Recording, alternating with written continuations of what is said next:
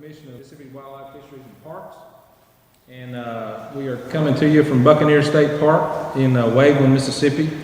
And for all of those that are listening in, we invite you to come and see this beautiful park and see all the activities that go on here and the beautiful camping spots and the water park and all that's here. So we thank everybody who is a part of taking care of this park and making sure it's a great place to, and look forward to hearing about it today. Need to recognize any guests today? Have we got Mississippi Wildlife Federation here? Yeah, Johnny Marquez. Johnny? Glad to have you. Have we got anybody else? All right. Russ, would you start us off with a prayer? Father God, we thank you for the day, for the blessings that you give us, and God, for the opportunity to gather together here today. God, we thank you for your creation. We ask you to help us be wise stewards of the resources that you've given us. God, I ask you to provide traveling mercy and grace to those that are here on their way home. God, we pray for those that are sick, God, those that are having surgery, God, those that are ill. We ask you to just put your hands upon them. God, we know you are the great physician. God, we thank you for loving us. We thank you for Jesus. And all those things we pray in his name. Amen. Amen. All right. We need to cover the minutes from our September meeting. Mr. Chairman, I have read the minutes, and I move that we approve as read. Need a second. Second that. All in favor? Aye. No opposed? So motion carries. Thank you very much. So, Dr. Polis, are there any changes on today's agenda? No changes. No changes on the agenda. I move we approve the agenda. Second. All in? Aye. Any opposed? Commissioner Carson, you and I are going to be busy today. That's right. All right. So public comments. We have an email from Nathan Tarver of Jackson concerning LaFleur's Bluff State Park. Jennifer, you going to read it for us? Yes, sir. It reads, a concise version of my thoughts. An open to the public grass trail loop through the current LaFleur's Bluff Golf Course would tie in perfectly with the new Museum to Museum trail under construction in Jackson. It would complement the wonderful trails at the Natural Science Museum, encourage outdoor exercise, and promote one of MDWFP's primary missions to promote outdoor recreation. The trail could serve as a regionally recognized cross-country course as well. Coaches at the collegiate and high school level in the local area have already stated their wholehearted support of the idea. Millsaps, JSU, Murrah, Belhaven, the list goes on, could finally have a soft surface to train on. Based on my discussions with Butch Ard, the former head coach at Mississippi College, who administered Choctaw Trails for years, hosting cross-country meets and community recreational races would generate the revenue to sustain the trail. Schools from all over Mississippi could converge in the heart of the capital to race on a course they can be proud to call their own. Primarily, Mississippians everywhere could benefit by enjoying a walk, run, or cycle in the park and have the rest of LaFleur's Bluff's offerings at their fingertips, a space for everyone. I have a million ideas, but this gets to the heart of what I envision as a start. Please know that I will make myself available for any discussions that may take place on the subject. Thank you very much, Nathan Tarver. Good deal. Mr. Chairman, Yes, sir. at this time, Jennifer, what we've introduced to the commission, what we're doing with the Science Museum, the playground, Blue Cross Blue Shield, and we actually talked about retro and the Yes. golf course also. Yes, sir. So we've been in discussion with Blue Cross Blue Shield, the Children's Museum, and the Natural Science Museum. This is going on a couple of years now, but it's finally coming to fruition. We have demolished the old playground at LaFleur's Bluff, and we are constructing a new playground with the help of Blue Cross Blue Shield Foundation. They are about to approve the project. We're in the final stages of gaining a final approval. It's going to be state of the art. It's going to be several $1 million. So it's going to be a fabulous place. And I've heard over conversations with the Children's Museum that Lakeland Drive and I-55 is the busiest intersection in the state.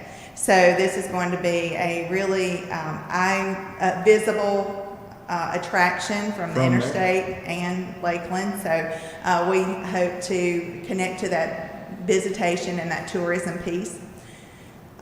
We have also been in conversation with one of the architects that the Children's Museum had introduced us to in repurposing the golf course exactly for something like this. We've talked about building exercise trails, bike trails, walking trails.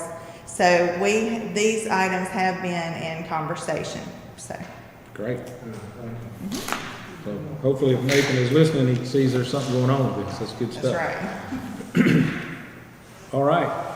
I don't think we have any more public comments. I don't have any. All right. So, Jason, could you tell us about license sales? No, it must be going to be a good one. Mine is not here anymore, so he can't have any more bad ones because he's not here to tell the bad ones anymore. That's right. So, Mr. Chairman, Commissioners, the revenue for the month of September is up 21% Cool. compared to last year. Resident license sales are up 12%.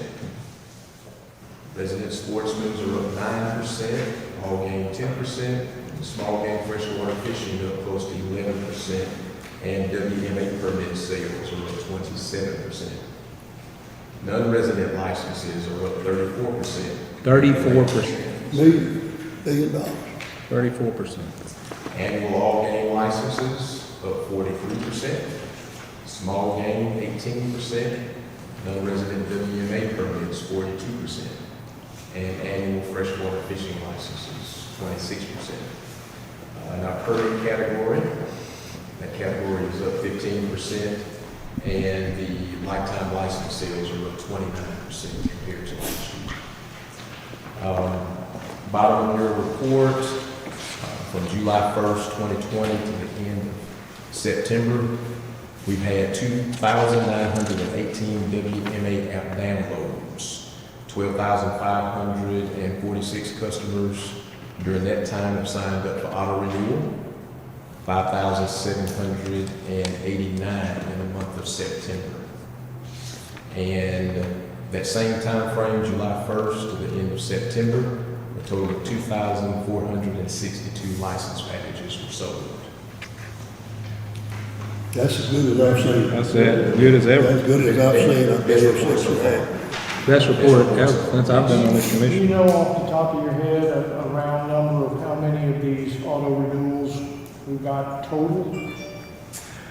I can get it, and I'll have it for the next commission. Okay, I was just curious, it's not that big a deal with that And we can kind of also- number in that time frame. Because that appears to be working pretty well.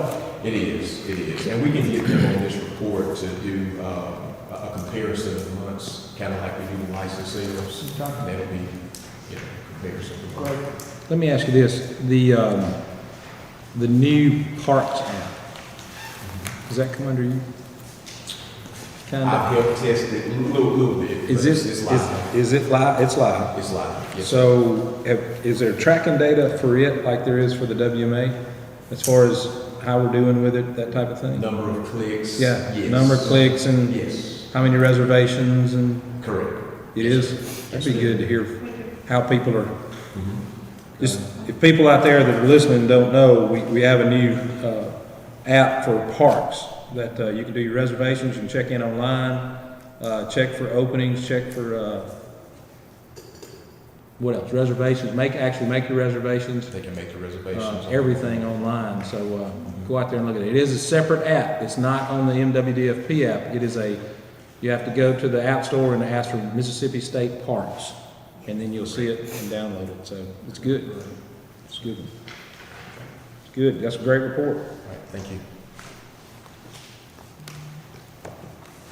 Speaking of I'm sorry Bolton wasn't here to give a report like that.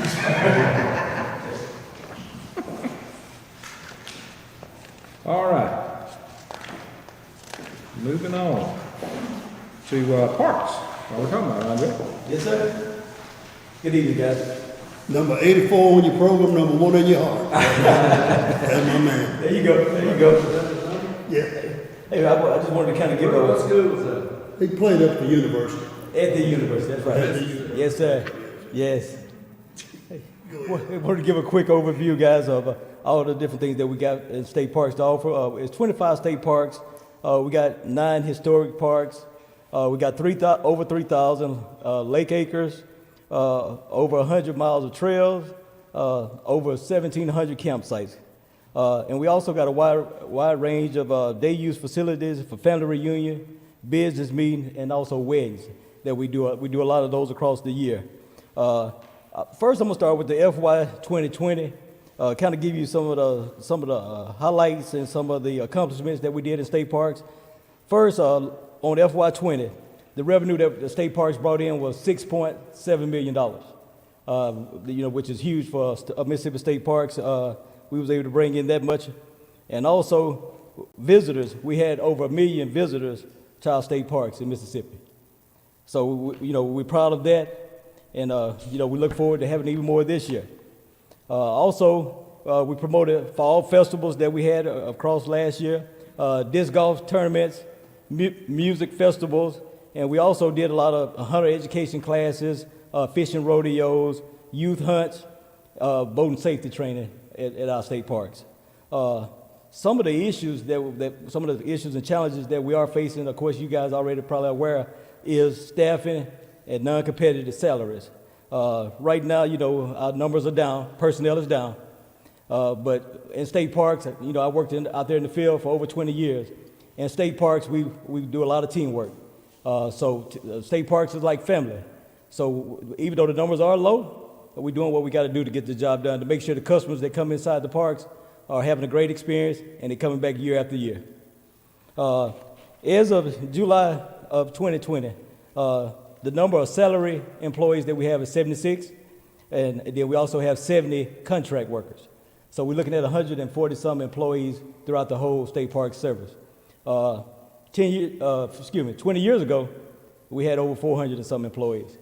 So we having to do the same kind of work with less employees, but we're getting the job done because we take pride in some of the other concerns that we got that's out in the field as far as state park is aging utilities and also infrastructures.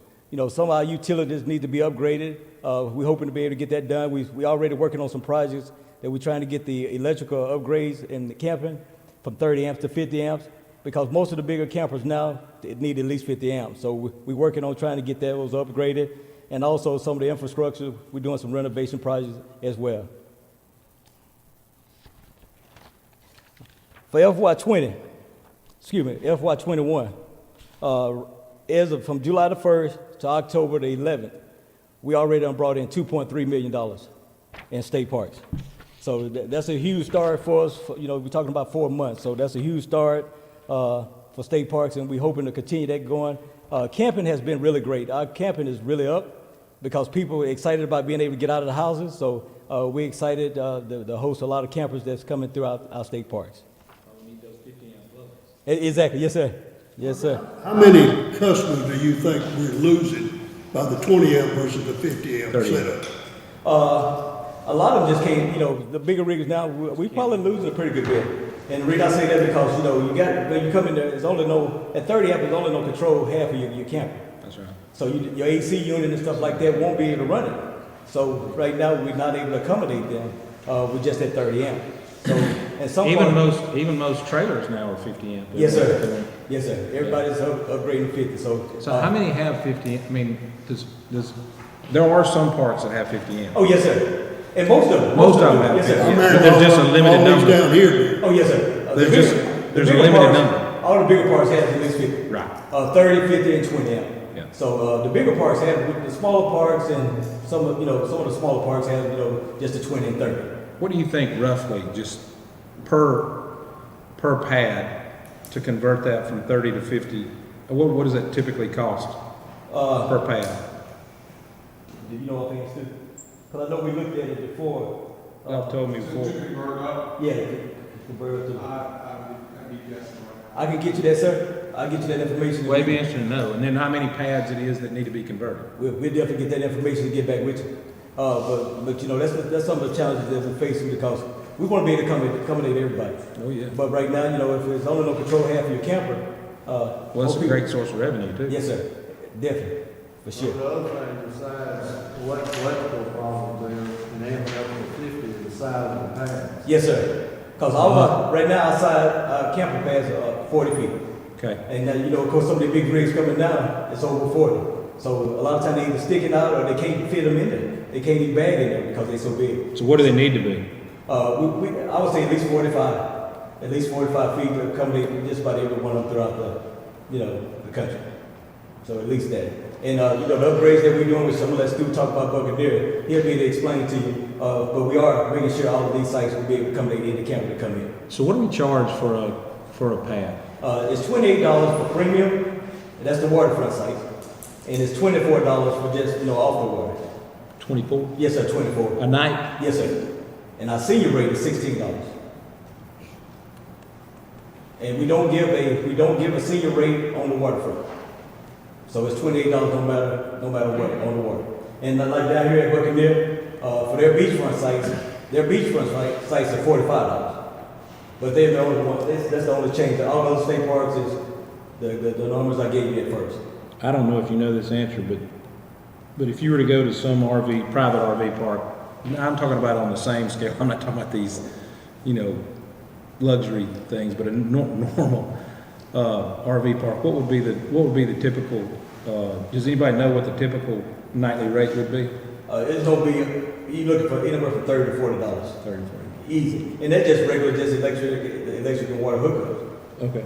Yes, sir. And then you can go to some of the high-end campgrounds, and you're talking about $60 and $70 a night. What about the pads that handle gray water? What situations for the sewer system for a campsite? Well, we got a lot of Gray water. Yes, sir. Yeah, a lot of our sites needing sewer upgrades as well. But we don't allow the gray water. But most of our sites do have electricity, water, and sewer. At the pad. At the pad, yes, sir. And again, you're talking about electricity, water, and sewer. You're paying $24 a night and $28 a night. I definitely think we can go up on that easy. And I don't think we will have much grumbling for long because people will complain a little bit for it right there at the beginning, but once we change it over, I think it wouldn't be any issue. Well, I think especially the 50 amp, we could probably Yes, sir. make a differential between the two. For sure. Yes, How sir. much do they have to pay to get in the park? If they camping with us, they don't even pay a fee other than the camp. They just pay those fees that I gave you, and that actually includes them fishing on our state parks. So they get the amenities comes with that $24, $28, and the $16 that I mentioned. So they're getting a lot for. Bargain. We're not charging enough. I don't think so. And if they're bringing a family. Yes, and most of them don't have at least an average. You're talking about anywhere from 4 to 6 people with them when they come. From all the COVID regulations and everything, are all parks full amenity now, or is anything still closed? Well, we still got our motels closed right now. We got Really? three parks that don't have a motel area open because our motels are situated so closely together. It's really no way to social distance in. So right now we felt it's safe to keep those closed. Our cabins, if our cabins that's duplexes, we don't rent both sides because it's so close together and it's one structure. So you don't want one family on this side and then they coming out and meeting up right there in between. So we just rent one side of the duplexes right now. Is that from our decision to do Yes, that, sir. or is that from CDC mandate? That's ours. Yes, sir. That was a decision from us. Yes, and I think that's the best thing as well because safety is the first thing that we want to make sure. And also, it kind of helps us with the sanitizing the cabins, being able to clean the cabins a whole lot more detail than we would if we had so many cabins we had to clean. So right now, it's working perfect. But now all our campsites is open, all the bathhouses are back open. Yes, sir. So all of that is going. Under normal conditions, the motels still have less occupancy annually than anything else in the park. Yes, sir. That's correct. The other thing I'd like to say about parks and what they're going through is one of the big problems been defunding, not allocation of funds that they need. which needs to be addressed also. Yep, that's right. We going from what, 20 to, let's say, 10, 2000, was not, 2000, It was from 2010. 10, We've been cut about 60%, 60%. 20 from years. 2010. And Well, I mean, they're just, you know, infrastructure-wise, we can't put any money back into them, and that, it hurts the attraction level, so I mean, that's why we need some infrastructure That's right. funding to go in there. That's exactly right, because a lot of campers that come out, well, a lot of customers that come to the state parks, you know, they love coming because they've been coming 20 and 30 years. But, you know, they say, they remember when it was 20 years ago. Yes, sir. Pristine. And, you know, They're yes, sir. aged. But I want to give our staff credit. They do the best Do they the can. best they can. Yes, What sir. they got Make to sure work. everything is clean and everything when customers get there. Exactly, that was with the windstorm this weekend, they got out and cleared the roads with limited staff. Yes, sir. It's unbelievable. Yeah. But at Natchez State Park, we only got one employee that's a PN employee. He was out there trying to cut the roads out by himself. We had to end up sending the R&R crew to go over there to Yeah. assist that. One guy, you know, it's not safe for one. Right. But you know, that's what we do. We always do teamwork, and we get the job done. And by 5 o'clock that evening, all the roads were clear. So, That's great. and they had over 100 some trees down. Do we have any power out now? Natchez is still down. Being honest, Natchez probably gonna be down probably the rest of this week Really? because they had so many trees and power lines. Persequin was down as well, but Persequin is back up and going. So right now it's just one state park, and that's Natchez. All the other parks is up and going. But no structural damage, just trees and power lines. So as far as amenities go, obviously, we're sitting at the one that's got the most in the state, Buccaneer. Yes, sir. What would be probably number 2 and number 3? As far as amenities, Roosevelt is one of the top ones as far as amenities because, you know, they got motels, they got, you know, the playground, you got cabins, you got just so many different amenities on, you know, pavilions. We got the Livingston Auditorium, yes, sir. Yes, sir. We got 5 meeting rooms, so, you know, that's one of the top ones, and then Persequin would be the, Persequin. yes, sir. So that'd be the top 3. Yes, sir. Kind of like JP Go. Yes, sir. And JP Cole, we got a lot of We got that's a lot correct. too. I'll tell you another difference between us, Alabama, Tennessee, Arkansas, they have a continuous source of funding. Right. And most states are going to that, or in need of that, whether you're talking about New Mexico, What they did in North Georgia. Carolina, wherever, they're going to a continuous source of funding, which then you can plan on the infrastructure development, so. That's something that one day maybe Mississippi will have. We need it. Yes, we definitely do. Also, for FY 2021, some of the salary reviews that actually me and Jennifer have been trying to look at some of the neighboring states, trying to do job classification comparison. That's one of the things that Dr. Polar's been definitely wanting us to try to get done, so we can get that information back, so we can look at our job classification. Most of the states that's neighboring states, of course, they paying their employees a whole lot more, and that's some of the information that me and Jennifer are working on right now to try to get back so we can You can present to share you. it with us? Yes, sir. We're definitely trying to get it. So we're gonna try to get that done real soon.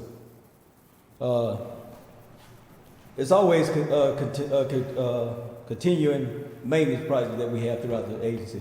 You know, we try to keep up with them as best we can, and but it's a job because a lot of our buildings, as we talked about earlier, need a lot of renovation. But we always prioritize which one needed the worst. Roofing, probably projects that we always have. We still got a lot of roofs right now, probably 20 to 25 structures right now that's needing roofs. And we're trying to prioritize which one needed the worst. So that's an ongoing thing that we always try to do in state parks. Let me ask you this. Yes, sir. To that infrastructure as a, so you separate operation and maintenance from infrastructure improvements or Yes, sir. capital, like, Yes, sir. capital improvements. Yes, sir. So if you, today on capital improvements, we're able to spend, you know that number off the top annually. We don't have a dedicated amount for a capital improvement every year. Okay. But let me give you an example. Okay. The roofing is talking about? Yes. That's 1.9 million right now. Across the system? Across the state. That was where I was going to. So we need 1.9 million worth of roofs right now. Across the state. Right now. I guess what I'm saying is, if you were to look at on an annual basis, how many dollars that would keep us ahead of the curve or out of trouble, but not extravagant, but out of trouble, what would it take as far as infrastructure, for infrastructure now? We have pushed the numbers that, around 35 to 38 million Total, total over, the next 5 to 7 years. Would be a minimum.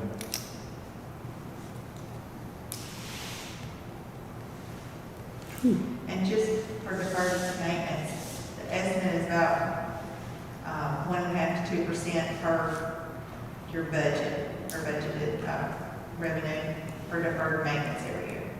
So that would be about, $2 million, a little over about $2.5 million, just deferred maintenance to keep up. For with O&M. what we've got.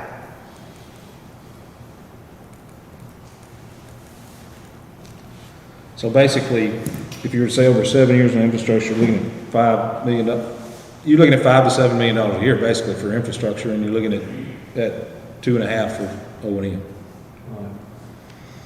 Okay. And obviously, you know, so I believe y'all are in the midst of looking at doing a look at different states and what different states charge for, not only for entrance, but the rules they do. Yes, and then also for I think it's important for us to know whether we're being competitive and Agree. Yes, sir. And actually, me and Jennifer working on that as well, sir. good. So we're gonna see that. Yes, sir. Yeah. Yes, sir. We'll get that to you soon. Good. Yes, sir. One of the next things I wanted to kind of mention is the kiosks. You know, at the floors, you got the kiosks and the floors. That's actually the only state park that's operating kiosks on right now.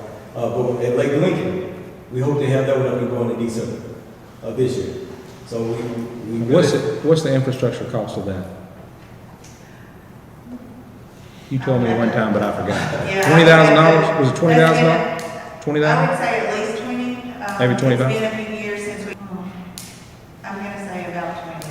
But that doesn't count the number of arms they knocked down with it. Actually, You should look at the damage revenue on the floors. 2 weeks ago, it was a lady we got on camera. It was a lady that couldn't get out. So she just went over there, grabbed her arm, and bent it back. And snapped it off, got in the, yeah. And that was 2 weeks ago. Yes, sir. Nothing's perfect, is it? No, it's not. But this right here, though, It's better. yes. Well, I mean, otherwise, you gotta have somebody sitting there the whole time. You would, yes, sir. But the good thing about this kiosk is, like Lincoln, there's no really help is security. Because, you know, we have a lot, you know, if you don't have that arm down there, like right now, you have a lot of people coming in late at night, doing things they shouldn't be doing. This kiosk don't stop that. There's no security purposes. It's some of the best things that we could have done. So is there a schedule for next ones? Not that I'm aware of, sir. But you There know, is, but that was the first test site, Lake Lincoln is the next test site, and then from there we'll make a decision which one's followed. Our priority. Yeah, so I think it's gonna work in certain parts. yes. Would it work like here? I don't know what kind of customers Stu gets at night, so. It may, we can look at it. I guess the reason I asked, does it work better at a high traffic area or a low traffic area? Is the reason I asked. I understand. Because I would say this is a high. It's high. I think this being under, in my opinion, it's so visible here, and he always having so many people here. You know, security is not as big of an issue as it is in Lake Lincoln. Lake Lincoln is kind of isolated, and you know, people coming in and out at nighttime. You know, you can go down there and do something. Nobody might not even know you down there. But here, it's so many people here. He got security because he got customers, a lot of customers. So They're looking out. yes, sir. Makes sense. Yes, sir. One of the other things I wanted to mention was marketing. You know, actually, me and Jennifer met with we met with the legislators a couple of weeks ago, and tourism just happened to be there. So we definitely hoping that they would be able to partner with us and maybe help us with some of the marketing of state parks. I think that would be huge if we can get some promotion, you know, for state parks through tourism to be able to help us with some of that. So They should. it was mentioned. So we'll see how it work out. So we're definitely looking forward to hopefully being able to partner with them on that. Some of the volunteer organizations that I wanted to mention about Americorps, which is one of our biggest ones. They've been doing a great job for us, going around to different state parks, helping us with different projects. They already been to Clarko, they've been to Lake Lowndes, they've been to Roosevelt, and they've been to Waldocks already. We got them scheduled from November the 2nd to December the 20th. They'll be going to Legion, Paul B. Johnson, and Costa. Those are 3 parks that we got them, and also we probably gonna try to get a week up in there if we possibly can to go back to Walter Doxey because of some things that we need to be done.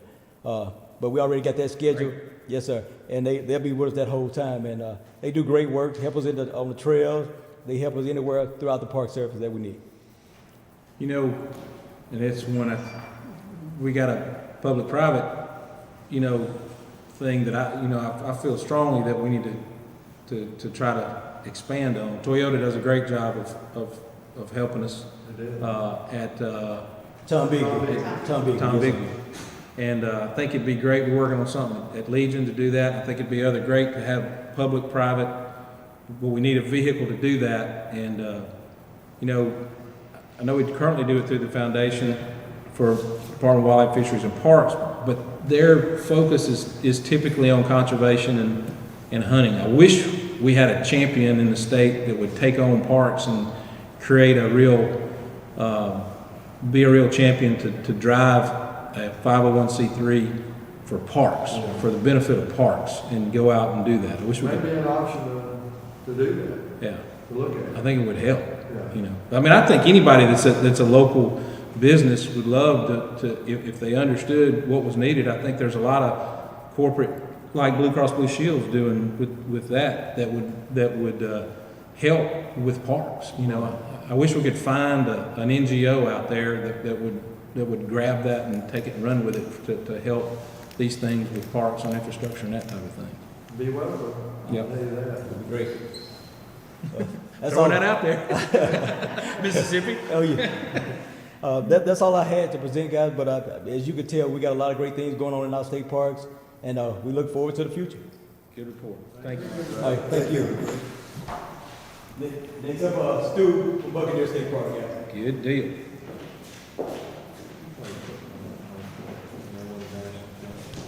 Thank you, Andre. It's on behalf of my staff and our team, I want to welcome everybody to Buccaneer State Park. We're really proud of what we got going on here and excited about some of the projects that are ahead of us. And we're also looking forward to the end of hurricane season. So it's been a very active season for us, and it's good to come to a close. If we can just get to November, we'll be okay. I want to talk a little bit about what Andre had saying about our revenue. Our first quarter here is looking really good. To battle what we went through this July with COVID-19, and our July numbers were down 11%, which was sort of expected. Our water park had 26 days of rain in the month of July. Then we turn the corner, get into August, and we go up 8% in revenue.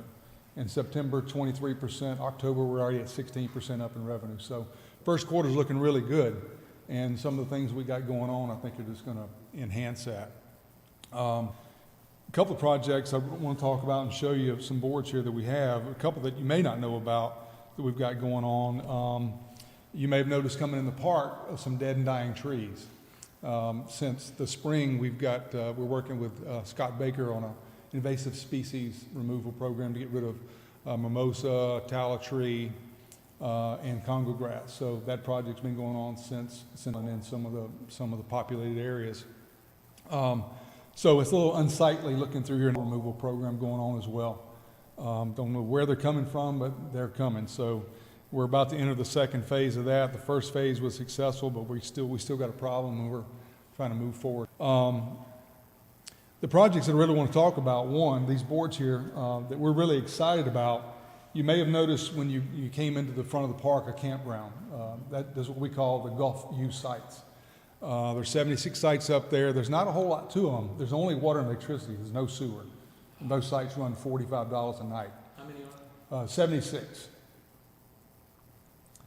So the project that we're in the middle of right now, we're in the construction document phase.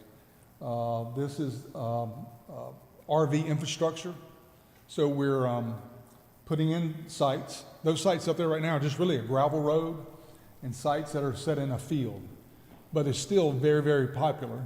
And at $45 a night, we get very few complaints. It's all about the view. It's all about the location.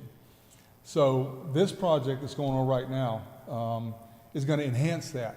Okay, we're going to lose some sites, but what we're putting in, it's a $2 million project funded by GoMesa. And it includes adding, this will be 45 sites. There'll be extra wide sites, 24 feet wide with water, power, 30, 50 amp service is what we already have here. We have a total of 276 sites, all with 30, 50 amp service. And, I'm sorry? 276. 276. Okay. 76 are on the Gulf View. But it's 276 total. 276 total. And so the project, you'll see paved roads now instead of a gravel road, concrete pads instead of a grassy area, 24-foot wide, which will enhance the visitor's experience. So now they can open up that awning and have basically a concrete pad for recreation and play and so forth. Additional parking that will also help on our really popular golf cart usage here that can sometimes be overwhelming. So this is going to be really nice. Gulf view, of course, is what everybody wants. So we'll go from 76 to 45. We're going to go to 45. So, and that's because of we're going to add 5 pull-throughs, which right now we don't have any pull-throughs. That's been a sort of a trend these days. There's a lot of people that have difficult time backing up those what now are 65-foot triple axle, 3 air-conditioned units. They're really getting bigger and bigger every year. So these will be 24-foot wide, 5 pull-throughs. Will be lighted pedestals. To my knowledge, right now we don't have any lighted pedestals anywhere. These will also be detachable pedestals that, in the event of a storm, we can pull the pedestals up and minimize any coastal flooding damage. Which in June we had 115 sites that went underwater because of Tropical Storm Cristobal. So Rate go up? no, unfortunately, the rate didn't go up. No, I'm talking about when you go to this, probably the rate will be. Yeah, that has yet to be decided, but you know, we would like to stay within our competition. In our competition from just in Hancock County is a lot higher than we are now. So, but you know, our mission's always been to provide. I'm sorry.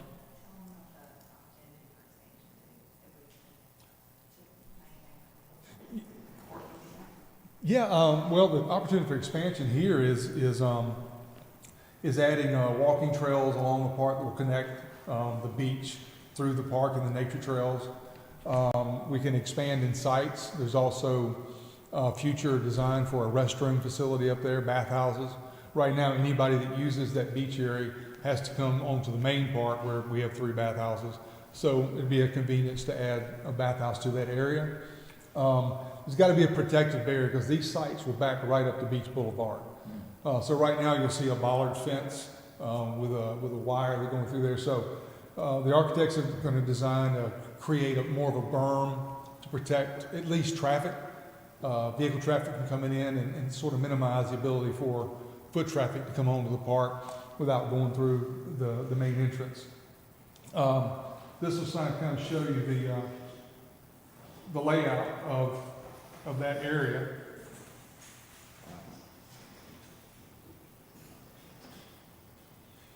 As you can see, when you came in, the first part of the park went in. There's a little parking lot up on the front of the park that's actually owned by the county because we're actually in the city limits of Waveland.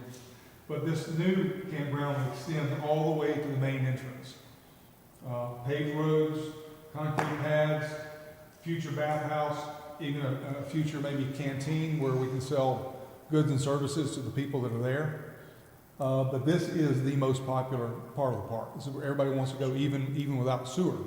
They're willing to hold it in their the camper until they get ready to leave, and then use our dump station. So this project. Where are the drive-throughs? The ones up. Pull-throughs are right here. Yeah. Pull through on Yeah. Pull-throughs are right here. So it's really going to enhance the front of the park as you come down Beach Boulevard. I'm losing.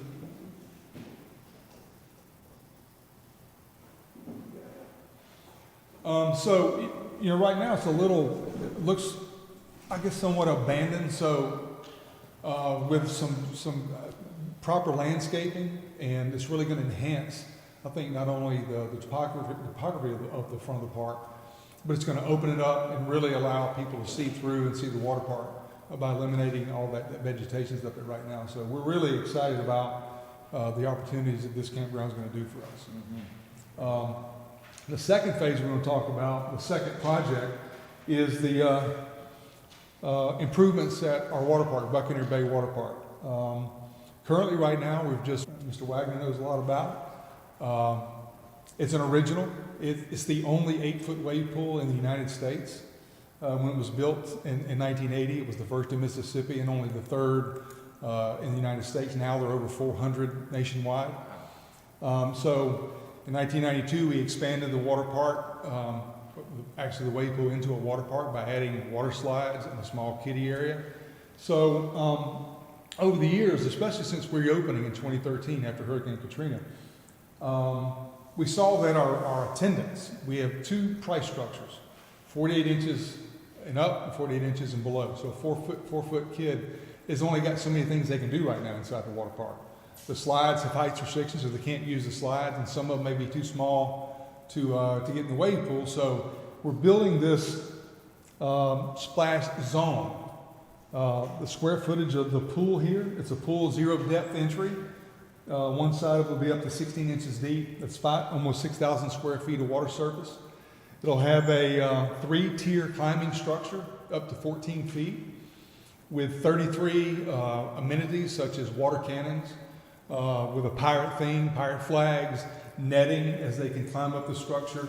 It's really going to create an interactive play for something that we don't really have right now. This past year, that demographic of 48 inches below only accounted for 11% of our total visitation. And so we're missing the family side of it. I mean, we've actually seen people that will pull up, walk up to our admissions office, see the height restrictions on the water slide, turn around, get in the car, and leave. And so the water park industry's philosophy is 1 kid, 2 parents. And so we really think it's going to create more of an ambiance for the water park. A lot of our customers ask for lazy rivers. A lot of our teenagers want a speed slide. But we really think this is really what's going to draw the family back into our park, because we're really a family-oriented park as it stands now. And so this is, again, $2 million of one of many phases. We do have future plans to add a lazy river, to add a speed slide. But this is going to be a really good first start, and I think it's really going to see our attendance go way up. So what's the time frame on the first phase versus the second phase? That's a good question. We are, like you said, we are ready to go to bid for the construction documents. So once we award a contractor, we're ready to go to construction. On phase 1, on the pads? Yes, they're both about on the same timeline. Oh. So. Yes. And the good thing is this won't impact the water park in the spring, once we reopen. So this will be outside the water park. One thing the drawing doesn't really show is all the, we tried to appeal to the adult side too. So we wanted to include cabanas that will be separate rental amenities and also boost that revenue. And what's one other thing? Oh, and Wi-Fi. So we've got really big plans for this area, and hope it really increases our revenue down here. So, but yes, they are both on the same timeline, and I want to say it's 6 months construction. 6 months, I believe so. 6 to 12 months, something like that. So we think hopefully by 2022, spring 2022. be ready to go. Crossing our fingers, but you never know with DFA and hurricanes and that kind of thing. But that's our goal. Yeah, we've got the cabanas are something that the private sector offers almost anywhere you go. It offers some boost in revenue. It's a little privacy factor. Again, we're talking about Wi-Fi and some of the modern conveniences that people look for when they go to a water park. So both of these projects, I think, are just huge for us.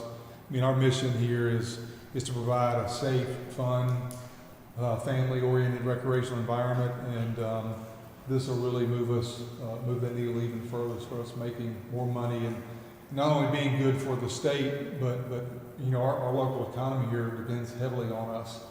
And there's not a lot to do, and so this is just going to bring more people in. So we're looking forward to moving forward with this project and bringing those other ones in very soon as well.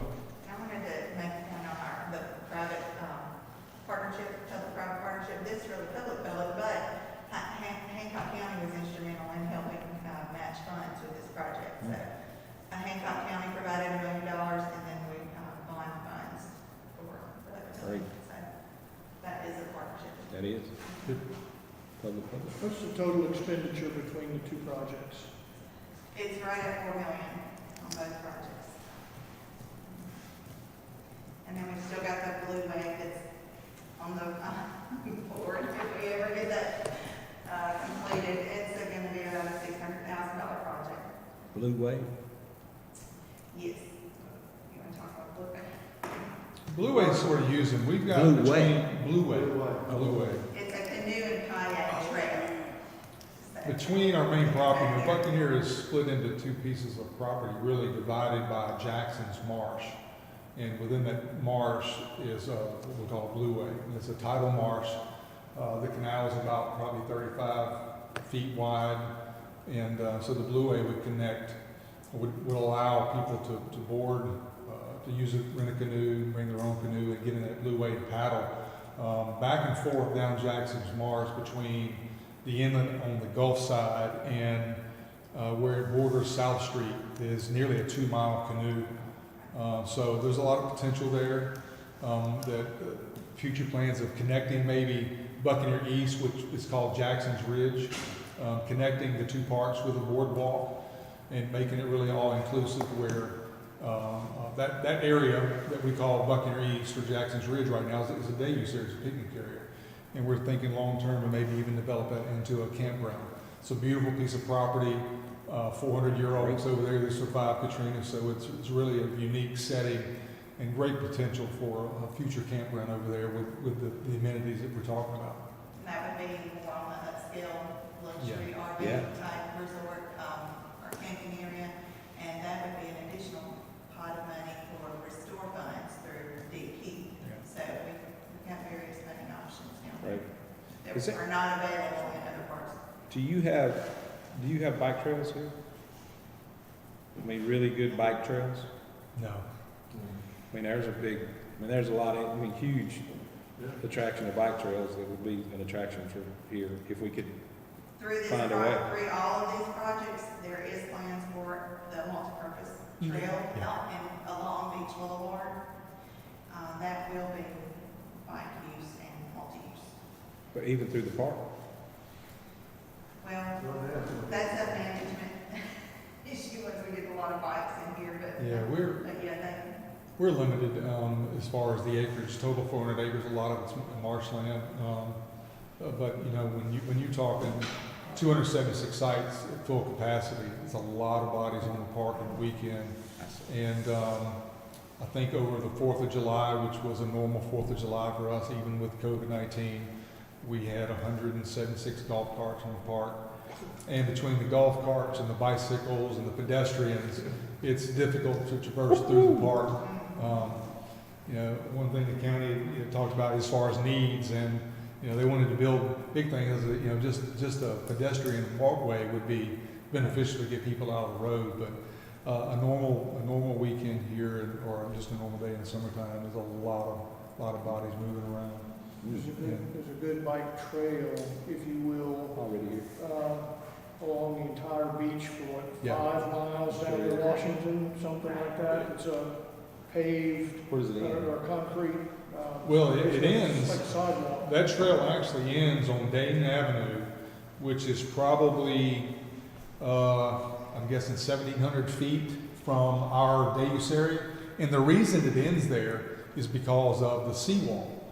Out in front of the park, there's a rare seagrass that people have tried to pump in a beach there, but a lot of residents are against filling in that seawall because a lot of people fish there. You can catch your limit and specks or reds right off that seawall, you know, from our campground there. That's going to be, you step right across the street, catch your redfish, come back and have a barbecue and cook the fish up. So, right out in front of the park. Where's this? Yeah, really. It's basically where the beach ends. It sounds like a little hidden jewel there. But we would connect to that, do a crosswalk, and then connect to our multi-use trail in front of the park. Yeah. Bring it right down. Wow. Lot of good presentation. Thank you, Steve. Mr. Taylor, I just wanted to tell you, I do have that information on the 50 amp sites. Ladies back at the office send it to me, so I'll make sure you get it before you leave. Sure, thank you. Yes, sir. Well, you can do it now. Tell it. Tell it. Right now, we're looking at Buccaneer State Park. Of course, he got 100% of 50 amp. The ones that don't have it, the one that don't have complete 50 amp is Clark State Park. Only got like 67%. Hugh White State Park don't have complete. John Cowell State Park don't have complete 50 amp. Legion State Park and Tishomingo State Park don't have complete. Tishomingo got 62 sites, but 42 of them just have 50 amp. That's one of the bigger ones. That means all the rest of the parks. Yes, sir. All the rest of them got 50. So that's a manageable number to Yes, go sir. have a plan to go. And also Trace State Trace Park too. does not. Yes, sir. And like I said, I can get this printed off and get it to you. Yes, Well, sir. man, that sounds like a good project for a public-private partnership to go sponsor a pad or go sponsor a set of pads to get upgraded to 50 amp. That would Yes, be sir. That would be great. great. Yes, sir. Thank you guys for letting us come. Thank you.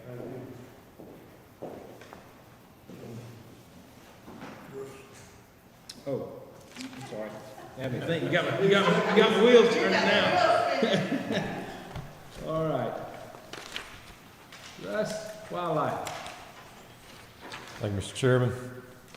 Last month we brought to you, two things on our agenda here. Last month we brought to you Rule 9.1. This dealt with the closing of certain seasons that ended on a Friday. With the passage of Senate Bill 2723, this rule would speak to the things in that bill. Certain seasons, again, if they end on a Friday, this would give the commission authority to close those seasons on the following Sunday at 30 minutes after sunset. So that would be for deer season, quail or turkey season, small game or fur-bearing animals, some fur-bearing seasons. We have received no opposition to this bill or public comment, so we would propose that it be final if you so choose. Mr. Chairman, I move the staff recommendation. I second. All in favor? Aye. Any opposed? Motion carries. All right. Second thing for us on the agenda is duck stamp funding, which we do this time every year. So you have seen in your packet there the sheets for this year's funding requests from certain entities being Delta Waterfowl Ducks Unlimited, MSU, as well as internally some projects that we work on through the agency itself.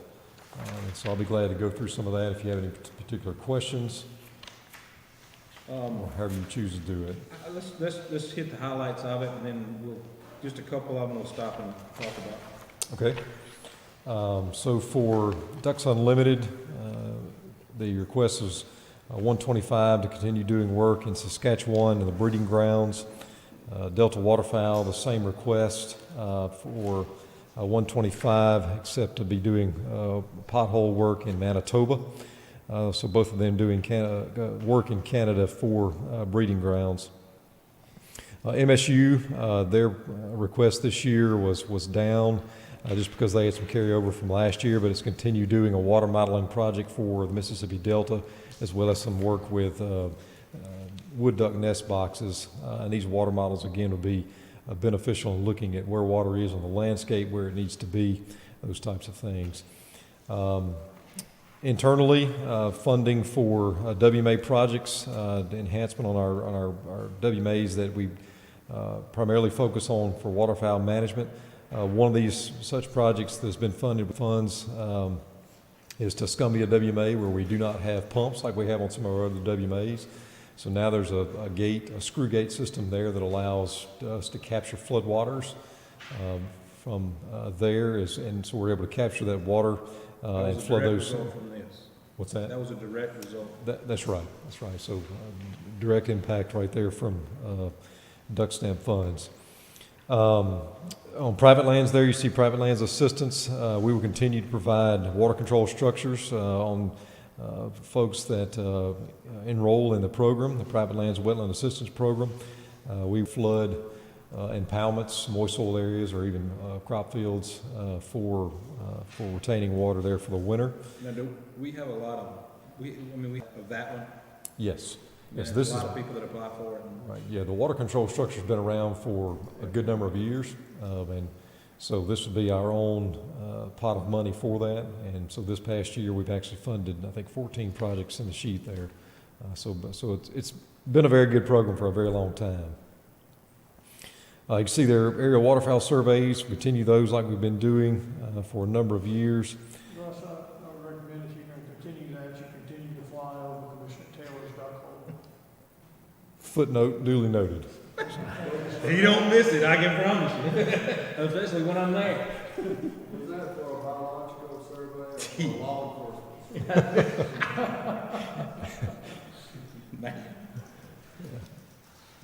I will say before we do that, I'll need my hand to heal because I'll need both good ones. You can see there for waterfowl program travel, going to flyway meetings, which are very important as we conduct business across the Mississippi Flyway, whether it be tech session or the Flyway Council itself. Waterfowl trapping and banding supplies, funding allocated for that as we do wood duck banding every year. Flyway Council dues and cooperative projects, again, every year the Flyway Council, the state's involved there, that the projects that are undertaken by the council, that the funds for those are divvied up among the states. You can see our state portion there. Flyway meeting, we were supposed to host this year, but because of COVID-19, obviously that did not happen. So we were still slated to host in 2021. So there's to be fundings to go for that meeting next fall if we're able to do that. You figure out a good place to do that? We were going to do it on the coast. We're going to do it right here. The next one there, you see Delta Wind received a NAWCA grant to acquire a 14-acre tract, I think is what it is, on the west side of Sky Lake that they're going to use as an educational area. And they are requesting, or that would be part of the NAWCA grant, would be $1,000 going to wood duck boxes for that particular acquisition that was done through NAWCA grant funding. And then the last there is the Youth Waterfowl Camp that Ducks Unlimited and MDWFP put on annually for youth. We usually host that on Muscadine Farms, WMA. Is that, I have heard nothing but just fantastic. Yes. Behind that. Always been a very successful camp. I would say if there was anything, I wish we could expand that and do it at more than just Muscadine if it's possible. And I guess in a way it's been expanded. This past year, Delta Waterfowl did one through conjunction with MSU for college-age students. It was actually it was all females that went to this one. It was very successful. So certainly there's opportunity to look at expanding the youth one, but it has been expanded to collegiates. It was a great one. There's nothing we could do. I think any of us here would approve that that's well worth the money to do that if it's possible. Anybody got any Questions? So there was one that I see missing that I know it just wasn't great, and that was putting water on the landscape around the WMAs. We just didn't get a good traction on that. That's right. So the funding it takes to be a strong incentive, it takes NRCS type funding, which they have kind of the lion's share. That's right. That's right. It takes a large pot of money, and that's NRCS already kind of has that the lion's share of that market. So with the need for water control structures and Partners for Fish and Wildlife, which is historically funded some of those, with that funding being mostly non-existent today, then this would be a great opportunity for our dollars to fill that niche and provide those control structures. Mr. Chairman, you asked about sunflower. Yeah, I do. Yeah, tell us about sunflower. So there is movement on sunflower. There have been NALCA grants that have been applied for and received by DU and partners for sunflower, and there's additional NALCA grants being applied for to work on. Make sure I tell you the right GTRs. A couple of GTRs there on sunflower. I think 1,150 acres, a NALCA grant there. So there is movement there, and I think with the potential funding for through a NIFWF grant that's being applied for with multiple partners, there'll be additional work done on sunflower. So Getting some full-time help there too, right? in the spring, there's supposed to be a partnership between Forest Service and Ducks Unlimited. Yeah, for sure. For a partner there that's going to primarily be working on their wetland work. That'll be a big help too, won't it? Yes. That's good. So this month, this total amount that we're requesting, this is our total amount that we have to give, right? No, there's additional dollars, but this is the request for this year. Okay. There is additional dollars, but this would cover everything that would be needed for this FY, if you will. Okay. Need a motion to accept that, Russ? Yes. Recommendation, so moved. I'll second. All in favor? Aye. All opposed? This is good. So today, we charge for a state duck stamp, what? $10 $10 per resident. per resident. So that's not something that we could set. That's legislative. That's legislative. Right. So Non-resident. non-resident we can. I would implore the legislature to really ask them if there's an opportunity here, because a $10 duck stamp, for what duck stamps cost, for what ducks cost to go hunt, $10 ain't nothing. And what duck hunters want is more ducks. And these dollars go to get more ducks. And so I think any duck hunter in the state of Mississippi would be willing to pay another $10 annually for habitat restoration and things that this could potentially provide. So if there's any way that we'd help or sponsor a bill or something to increase the state duck stamp, I would be all for it. Would y'all? What we may need to look at is rates to increase in other areas also, like park fees. That's right.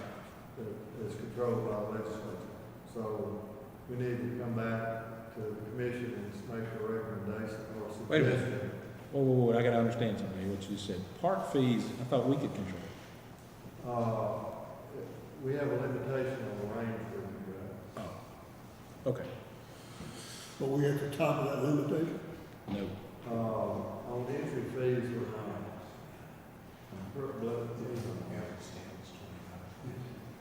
How many park charge you interest fee? All the ones I've gone read. It's 19. It's about, Non-residents. Non-residents. How many Andre parks charge an entrance fee right now? All 25 do. We got an auto box in mine. It's an auto box in Oh, mine. We got a lot of honor by that. We got a lot of unarmed. But it's $4 a car? $4 per vehicle, yes, sir. Up to 6 six, feet. up to 6 people. Yes. about 600,000 On, entry. On the honor system? general entrance, it's not that much. Yes, it's not quite that. But it's not just on auto box, trust me. Because most of the time, like the bigger parts, they staff their gatehouses. Yeah, but if somebody's there, I understand, Yes, sir. but all the ones I normally go by, there's nobody in the guardhouse. Yes, sir. All the parks should have a sign up saying that if nobody's at the gate, that they post with it on the box. Yes, sir. Put down, I'll go to the office. Say it again, sir. They could go to the office up there, somebody would be at the office. Oh, yes, sir, they will be at the office, yes, sir. In your preliminary findings so far with the other states, is it, I know we're going back to parks, I'm sorry. But just one more question. The $4 per car, is it at the other states, is that the way they do it, or they do per person? It's They do both a ways. mixture, Mixture. a mixture. Thank you, Russ. Good report. Right, Mr. Chairman, before the rest of it's on, I think my motion only approved the duck stamp project, we would need another motion for 9.1. We- I'll move to we did approve that. We did that. Did that one? Okay, sorry. I move the staff recommendation. Sorry about that.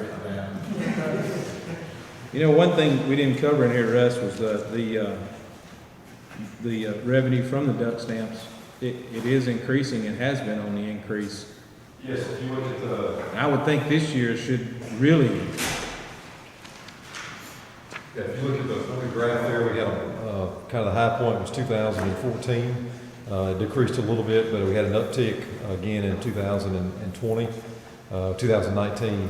But yes, I think with the opportunity to be in the woods with the limited activities this year. if we can have some cold weather and have some ducks this time, I know it'll go.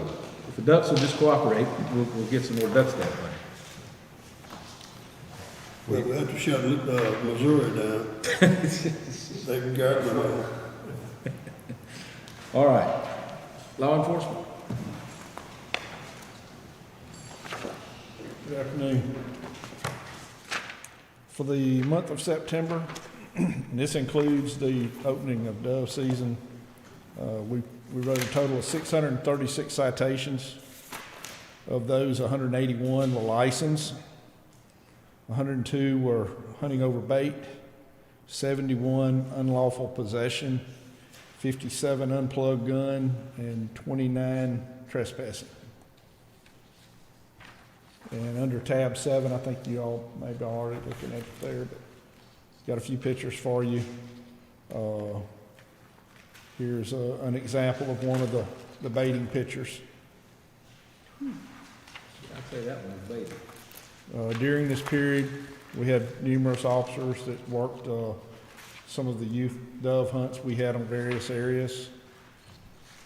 We're still constantly relocating nuisance alligators. This is a busy time of the year for that. A lot of calls on them. During this past time period, the customer count at Turcotte was 953, McIver 503, and McHenry 370.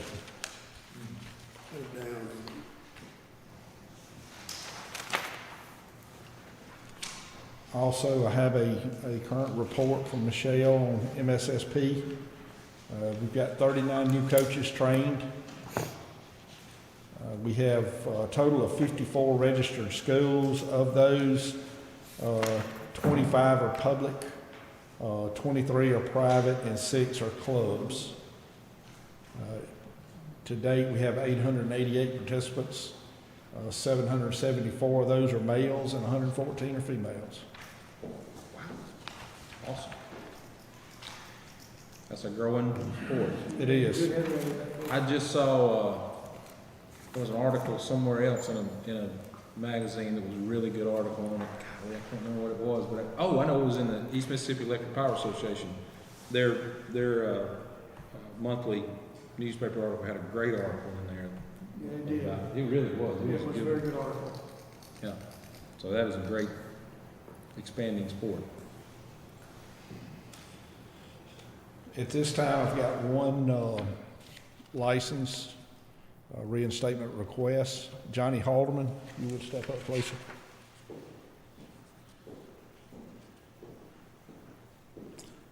Mr. Halderman's date of conviction was 1/31 of 2018. He has completed his hunter education. He's satisfied the court. I'm going to let him tell you his story, and we'll go from there.